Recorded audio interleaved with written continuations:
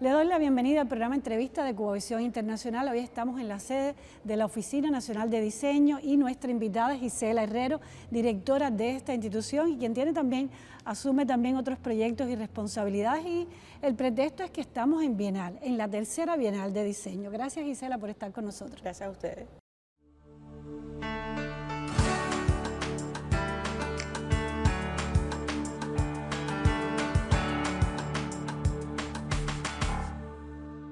Se habla mucho de algunas experiencias de diseño interesantes en Cuba en los años 60, 70, se habla mucho de la cartelística, pero me gustaría saber, en tu opinión, cuáles son los antecedentes y por qué se ha demorado tanto. ¿Es que se demoró el diseño en llegar a Cuba, en pensarse como una materia imprescindible?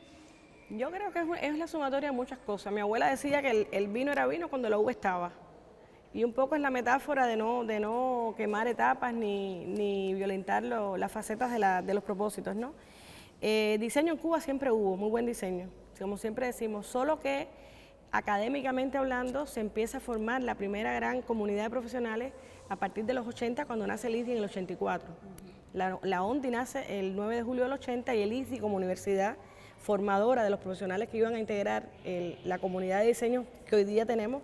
Ya son más de 2.700 y tantos del ámbito del diseño gráfico y del diseño industrial, es que empieza a tener una expresión de generalidad, por llamarle de una manera, en la sociedad, en varios de los sectores de la economía. Ya ha tenido etapas. Los 90, con la explosión de la inversión extranjera, todo el desarrollo del turismo, fue un terreno que fue muy fértil para la explosión del diseño como actividad profesional. Igual todo el tema del polo científico, que también demandó muchas identidades, marcas para medicamentos, envases. Todas estas cosas permitieron que de pronto empezara a acelerarse la formación primero y luego la posibilidad de que los profesionales fuéramos a trabajar estos ámbitos del diseño. Y eso sin duda nos ha tomado ya tiempo y de ahí han pasado los años. La Bienal es un sueño de muchos que incluso hoy no están y por eso cada vez que nos aventuramos a organizarla, porque son como partos, decimos, esta es todavía jovencita, yo siempre digo hacia dentro del equipo ahora que nos tenemos que armar a veces hasta de chistes para aguantar todos los avatares que hay que enfrentar en medio de la pandemia, de organizar estos temas. De hecho es trienal porque nos tomó la Bienal, la situación epidemiológica.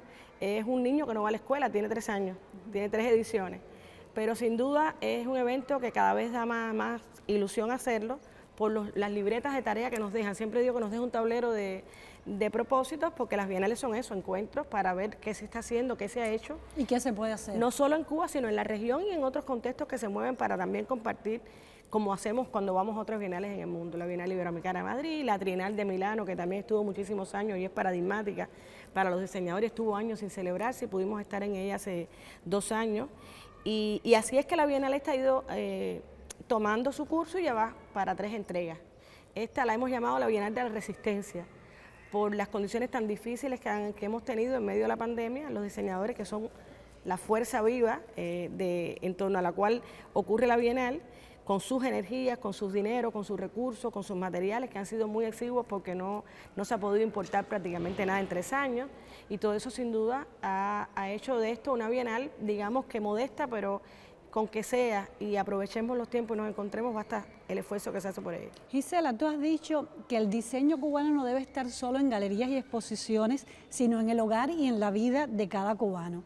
Yo haría la pregunta a la inversa. ¿Cuán ausente está el diseño en el hogar y en la vida del cubano? Yo creo que en primera defiendo otra vez la pregunta al revés o al derecho, es decir, es una sentencia que comparto.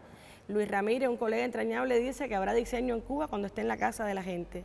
Y yo defiendo, como tantos defendemos esa aseveración, porque el diseño está en todas partes y a veces por eso no se le tiene más en cuenta. Ni tiene por qué, porque no hay que estarlo explicando. El diseño hay cuando está sentado en una buena banqueta, como es el caso, por suerte, que llevamos rato sentados aquí y no estamos incómodas y nos abraza como mueble. Diseño hay donde hay una buena iluminación, donde hay un prospecto médico que lo puedes leer sin dificultad, ahora que tenemos una población envejecida, y no vamos a decir que solo el adulto mayor usa medicamentos, pero es un segmento de mercado importante para el tema de lo pertinente que tiene que ser un mensaje médico, ¿verdad? Una marca de medicamentos, y en todo eso está la mano de los diseñadores y de otros especialistas que interdisciplinarmente tienen que ver con estos propósitos. Pero ¿cómo se haría perceptible, necesario para las personas? Saber que es importante, a pesar de no tener los recursos necesarios, vivir en un contexto bien diseñado. Es una mezcla de cosas, porque si uno ha vivido siempre en lo feo, por llamarle de una manera, es poco probable que tú tengas elementos críticos para enjuiciar cuándo es más o menos feo un contexto. Un objeto, una vestimenta, un mensaje visual, ¿verdad? Una cuña televisiva, un spot. Pero en la medida en que en la sociedad se van dando las sinergias, donde esto se potencia y donde los mediadores, los decisores, la sociedad toda es más consciente del valor del diseño, lo tiene que percibir sobre todo porque lo tiene en el hábitat, lo tiene en su entorno. Se dice siempre, y este dato a cada rato cuando tengo la oportunidad de conversar con ustedes lo digo mucho, se dice, y a lo mejor el dato es viejo ya, que uno en el día a día interactúa con más de 2.000 objetos cotidianos. Y eso de alguna manera explica, ojalá que sí, lo que te estoy tratando de decir, que es que el diseño debiera estar en todo y cada una de las acciones nuestras para bien del usuario, para bien del receptor cuando es un mensaje visual. Y eso lo va a ir ganando en la medida la comprensión del fenómeno cuando el hábitat cada vez sea más próspero, cuando sea más resiliente la ciudad que nos envuelve, el territorio campestre, cualquier sea el lugar. Hoy día se habla mucho del desarrollo local y a mí me gusta mucho tomar distancia de la frase porque desarrollo local hay que hacer en la rampa también, ¿verdad? Que uno ve las inscripciones donde está una Amelia Peláez, donde está un Mariano, donde está un LAN, y tú ves que el granito ya está afectado, intervenido. Que pisamos sobre obras de arte importantes que han definido la vanguardia plástica cubana, que es una de las zonas del arte por donde más se nos conoce. Bueno, ahí también hay un desarrollo local que hacer y rápido. Por ahí estarían las miradas. Yo creo que lo que sí puedo decir, toda vez que milito en el vaso del partido medio lleno, que cuando uno mira el tiempo, la ruta crítica del diseño, digamos de los 80 hacia acá, uno sí asiste a una mayor presencia cada vez más del diseño. Y eso no es que nos conformemos, pero yo creo que tiene una responsabilidad en que cada vez los diseñadores estemos más formados para resolver problemas del hábitat, pero también para imaginarnos el futuro desde el presente. Hoy puede que el diseño que estemos haciendo se parezca más a las condiciones económicas que tenemos, pero sin duda la economía se transformará también en la medida en que el diseño le imponga retos nuevos. Estamos en un local que acoge a la ONDI, pero esto era una fábrica de zapatos hace muchos años. Una fábrica de calzado. Es un lugar entonces en construcción y que ahora fabrica ideas. Sí, sí. ¿Qué cosa es la ONDI? ¿Es habitual que existan instituciones de este tipo en el mundo? ¿Qué misión tiene? ¿Por qué nació? ¿Hacia dónde mira la ONDI? Cuando uno mira organizaciones similares, no hay muchas en el mundo. El diseño en el mundo se hace en las grandes transnacionales, en las grandes empresas, en los despachos privados que tienen los diseñadores, que se unen arquitectos, diseñadores, son muchos especialistas. Y organizaciones que desde un Estado se ocupen de rectorar, de acompañar, de guiar políticas en torno a la política pública, que es el diseño, para que esté cada vez más en la vida de la gente, que debe ser una preocupación y una ocupación de los gobiernos, ¿verdad? Valerse del diseño como herramienta estratégica económica, cuando menos debiera ser una herramienta a tener en cuenta para los propósitos económicos que tiene un país. Y eso desde el 80, sobre todo en el 80 porque había un esplendor del intercambio económico, estaba el CAME, y teníamos profesores casi todos del contexto europeo del este, ¿no? Checoslovacos, soviéticos en aquel momento, húngaros, alemanes, de las dos Alemanias en aquel momento también. Y eso tuvo mucho que ver con los primeros inicios de la formación de los diseñadores. Y también había un esplendor de varios sectores de la economía irrumpiendo en los desarrollos. Estaba la ligera tratando de impulsar todo el desarrollo de la indumentaria, las textileras, la producción de tejido, se estampaba y se confeccionaba la prenda, además se vendía en el taller Escuela Experimental de la Rampa en los 80, que fue un lugar paradigmático para el diseño. Después fue también una unidad docente donde muchos de nosotros tuvimos la oportunidad de ver nuestros ejercicios de diseño básico plasmados en tejidos, cortados, cosidos y vendidos en la tienda del taller. Pero hoy, ¿qué resuelve la ONDI? ¿Qué le aporta a la sociedad cubana? Te decía que no existen muchos homólogos y para el contexto nuestro es muy atípico porque es una organización que se encarga de acompañar la mirada del diseño de esos profesionales que se forman hoy en la universidad.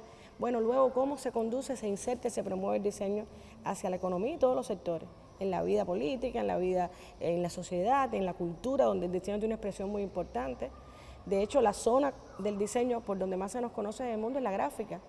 Y en Cuba también hubo una buena cantera de diseñadores de mobiliario, de textiles, de vestuario, de calzado también. En Cuba hubo muy buen calzado diseñado por cubanos también.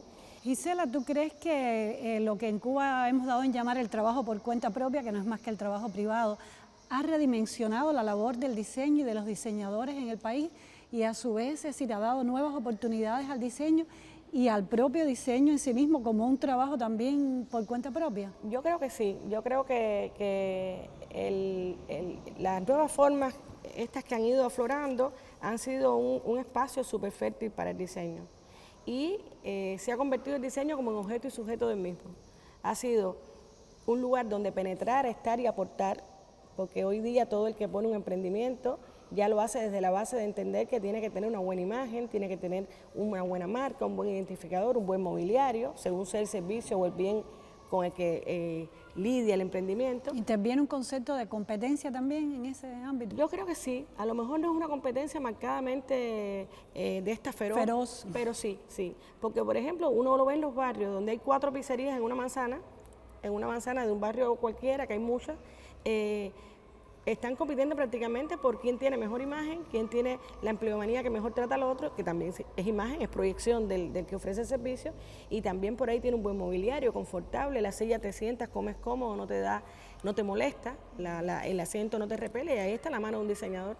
Es decir, esa es la gran diferencia en que el mueble está hecho o no por un diseñador. E igual que el doile, te lo puedas leer, que entiendas a la primera lo que están ofertando y que además de tal suerte te sea agradable, el doile te abrace, te haga bien leerlo. ¿Y crees que también eso ha tenido una perspectiva positiva en el sentido de educar a la gente en el diseño, el contacto con estos negocios? Yo creo que a mí me gusta mucho no ser absoluta en esto, porque el diseñador no es un mago ni es más que nadie, es un profesional más de la sociedad que además necesita de muchísimos saberes a su alrededor para consolidar y concretar un proyecto de solución. Pero sin duda es un transformador, es un educador. Pero debe ser siempre un profesional. Te lo digo porque hoy justamente leí lo siguiente: no eres diseñador, no hay problema, crea tu propia infografía. Con este tutorial puedes hacer esto, esto y lo otro. Eso está pasando con muchas esferas de las profesiones en el mundo, pero en el caso del diseño, ¿crees que esto es posible? Yo creo que no, yo creo que si eso fuera posible, y sin ser absoluta, porque pueden haber otras escuelas de pensamiento que incluso contradigan lo que estoy diciendo y me hubiera encantado tener una polémica, esto es algo que siempre da para mucho más. Yo creo que por algo se forma, y es un saber primero que todo técnico, que roza con otras profesiones del arte y tal, por la condición creativa que tiene este profesional. Creativo en tanto la creatividad que bebe, ¿por qué no?, también de las bellas artes, del gusto estético y tal, pero creativo en Cuba hay muchas maneras de serlo y no vamos ahora a detenernos en eso. Yo siempre tengo sobre esa creatividad otras acepciones, porque yo conozco mucha gente creativa que no ha estudiado diseño, pero es creativo desde otros ámbitos y pueden estar en otros ámbitos y también tener una postura de gusto estético interesante, incluso con cultura, con bagaje, pero el diseño tiene un saber hacer. Ahí viene muy bien el refrán, zapatero a sus zapatos. Lo que pasa es que es una profesión de las llamadas profesiones blandas, yo nunca entiendo por qué, porque es muy sólida.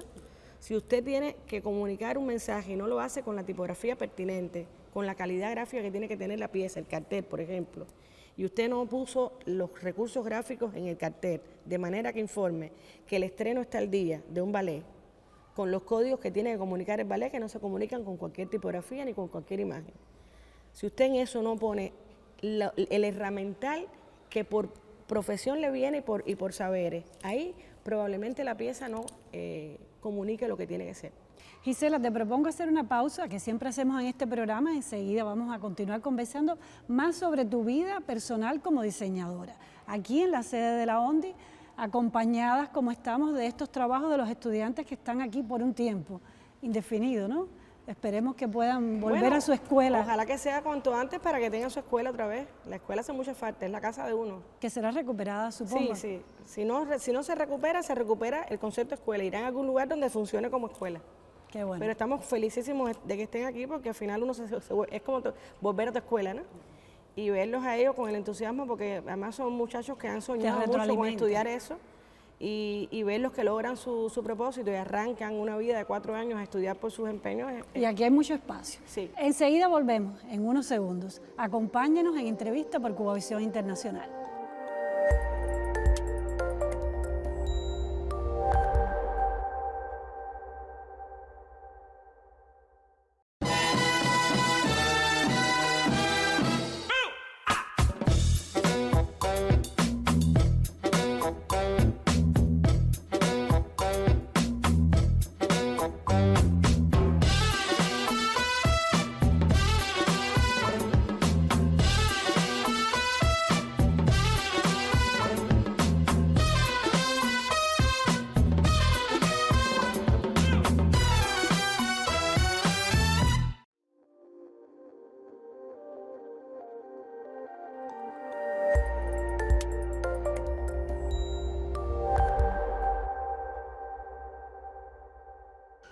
Seguimos en entrevista por Cubavisión Internacional, hoy conversando con Gisela Herrero, quien es la directora de la ONDI, también la presidenta de la Bienal de Diseño, de la revista La Tiza, dedicada al diseño, y creo que me falta algún otro cargo por ahí. Madre de 2 adolescentes. Madre de 2 adolescentes, eso es muy importante. Entonces, ¿dónde queda el diseño en tu vida? ¿Ha sido más la labor de gestora cultural, de promotora, de gestión del conocimiento, de la implementación del diseño en Cuba a través de la ONDI? ¿Dónde queda tu trabajo personal? ¿Cómo llegó el diseño a ti?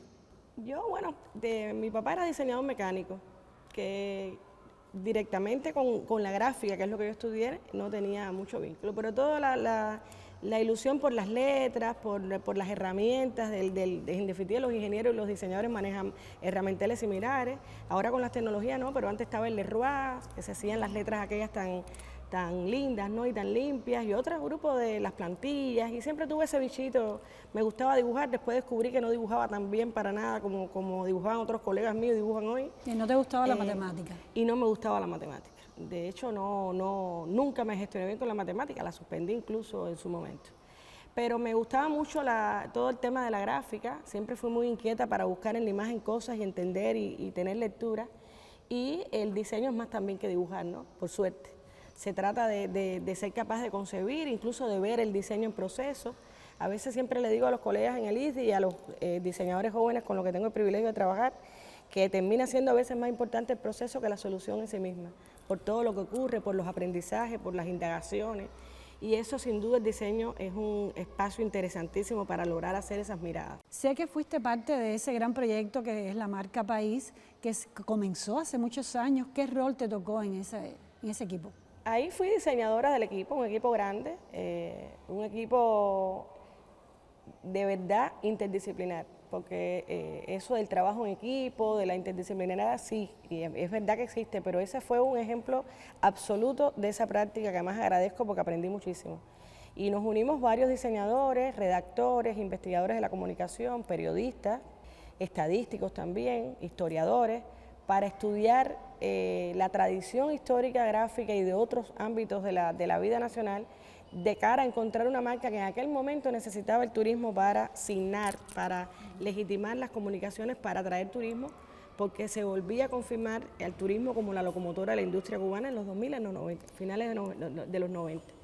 Y así fue que haciendo la ONDI en esos momentos, una asesoría a Mintur, a la publicitaria de Mintur, a Publicitur, se generó una campaña de comunicación en aquel momento, una campaña de atracción del Cubasí, que fue en el año 2000, 2001, a lo mejor me traiciona un poquito la memoria, y de ahí salió la necesidad rápida e inmediata de que esa campaña, con lo bien que había sido lograda, le faltaba todavía la firma humilde que dijera que todo eso lo estaba emitiendo un país como Cuba queriendo atraer mercados, ¿no? Que era también el propósito de la industria del turismo.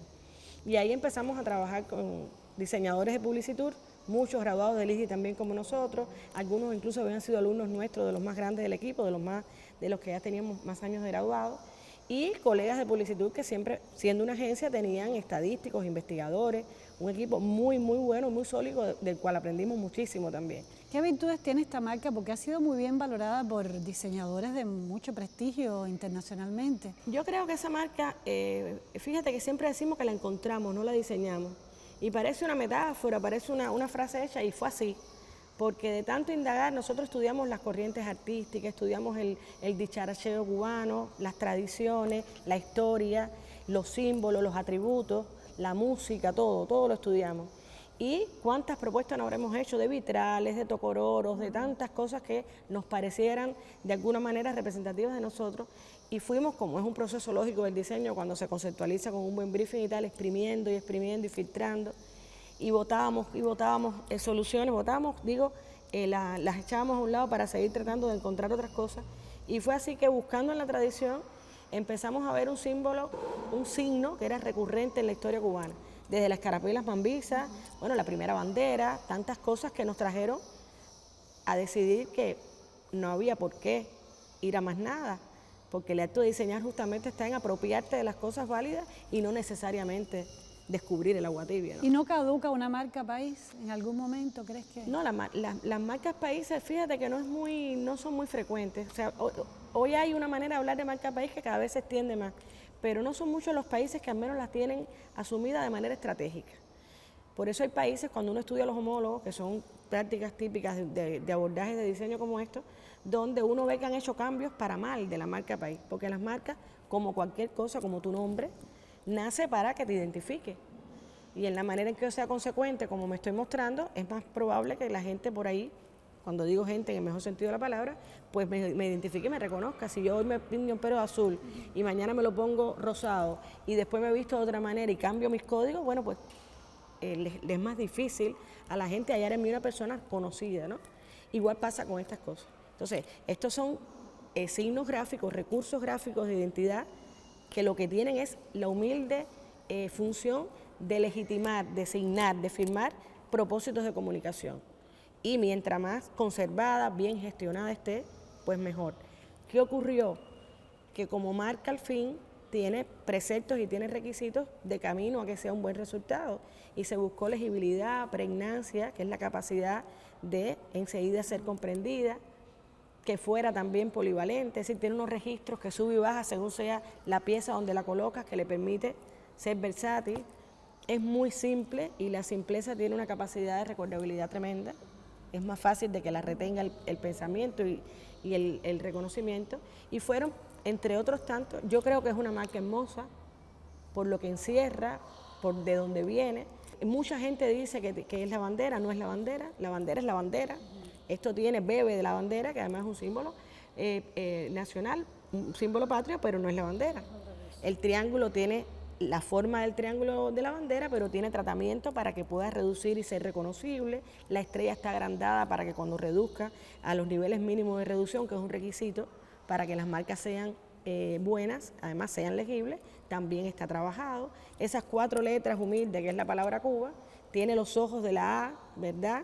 Y de la B, también trabajados para que al reducir no pierda la legibilidad de la tipografía. Es decir, tiene un grupo de requisitos tenidos en cuenta por briefing y por dirección creativa de la marca, que yo creo que llegó a un resultado que le permitió incluso transitar de un momento marca-destino, que esa era su gran función, a elevar como símbolo gráfico a la marca país. Creo que con estos elementos has educado un poco al televidente hoy en qué cosa es el diseño, cómo se hace, cómo se resuelven muchos problemas con el diseño.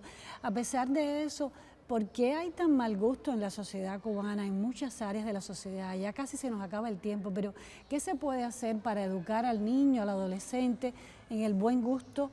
¿Es posible a través del diseño? Sí, y de otras disciplinas. Yo creo que estamos en un mejor momento y a lo mejor quizás nos estamos regalando por Bienal y por la coyuntura que estamos viviendo. Está en vías de análisis la política de diseño en Cuba, que como he dicho en otros trabajos, si bien no resuelven las políticas todo, sí una política pública ayuda a conducir muchos propósitos. ¿Crees que se demore mucho en implementarse? Yo no creo, porque ya que exista la voluntad política de tener una política, valga la redundancia, para poder rectorar el diseño, que rectorarlo no es hacer camisas de fuerza del diseño, la política va a tener herramientas jurídicas, normativas, reglamentos, que lo que van a permitir justamente es ordenar la profesión, en tanto la responsabilidad y la eticidad del diseñador, y también la sociedad cómo encarga el diseño, cómo lo asimila y cómo lo escoge. Y eso, de a poco, sin duda, termina siendo una relación educativa, formativa, de hábitos. Tenemos que ser capaces de saber para quién diseñamos. Hoy se habla mucho del codiseño, que es ya diseñar al lado del usuario, porque es la manera que tienes de llegar más rápido a ponerte en la piel del otro. Primero usuario y después diseñador. Hay un paradigma que dice, porque te permite llegar más rápido a soluciones que verdaderamente sean pertinentes. Hay que estudiar los públicos. Hay que saber de verdad qué le gusta al cubano. Y de lo que le gusta al cubano, en qué condiciones está la industria de producir, porque esa es otra gran responsabilidad. La industria tiene la responsabilidad sobre sus hombros de vestir, calzar, perfumar, amueblar, ¿verdad? A las personas y a las instituciones, a las organizaciones, a la vida del país. Por eso yo abrazo el paradigma y ojalá varios compartan conmigo. Estoy segura que la ecuación mejor diseño, mejor país tiene que ver sin duda un esplendor y ver un desarrollo. Y bueno, Gisela, estamos ya en Bienal. Este espacio es una de las sedes de la Bienal. Deseo muchos éxitos en este evento y que todo salga muy bien. Pues gracias, y aquí estarán siempre acogidos en lo que está pasando y en lo que va a venir. Todavía hay oportunidades, ¿no?, de participar ¿Cómo no? La Bienal se extiende por un mes y tenemos 3 apartados importantes. Tenemos las exposiciones, que siempre son un plato fuerte importante porque es donde nos encontramos para ver lo que está ocurriendo en casi todas. Aquí va a ocurrir algo. Aquí va a ocurrir una cosa que nos tiene muy ilusionados. En la propia ONDI vamos a tener la Caja de Maravillas, que es un concurso de soluciones de juguetes, que es un importante objeto a diseñar, el mundo lúdico, donde la Bienal ha tenido un esplendor tremendo. La Bienal no perdió la pandemia, ha sido un espacio creativo para lo lúdico, porque las madres y las familias se han tenido que convertir en productores de juguetes o de recursos para entretener, y eso sin duda ha tenido también un incentivo para el diseño, donde el diseño tiene mucho que explorar, ponernos al servicio de esa postura creativa y poderle dar a eso unos rumbos para, ¿por qué no?, tener un juguete cubano de nuevo, que es tan importante en un mundo donde las matrices y donde las grandes transnacionales están imponiendo el videojuego porque sí, y otras tantas cosas porque sí. Volver a la madera, ¿por qué no? Los juguetes de madera, nosotros los que jugamos con eso sabemos que son objetos preciosos. Yo por casa todavía tengo algunos de cuando era niña. Bueno, el diseño está en todo en nuestras vidas, y aunque querramos ser un poquito diseñadores o diseñadoras, cada uno no lo somos. Es una profesión muy importante, de mucho respeto, de mucho prestigio, y creo que en Cuba tiene una historia. Y antes de terminar, yo creo que en la política hay una acción o un derrotero muy importante, que es tratar de introducir desde las primeras edades las nociones de diseño.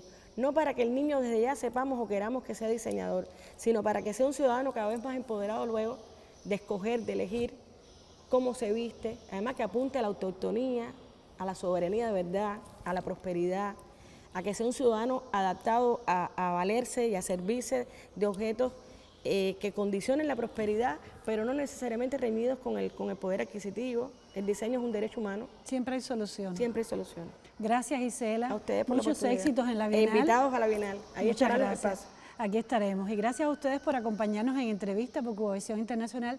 Nos vemos pronto.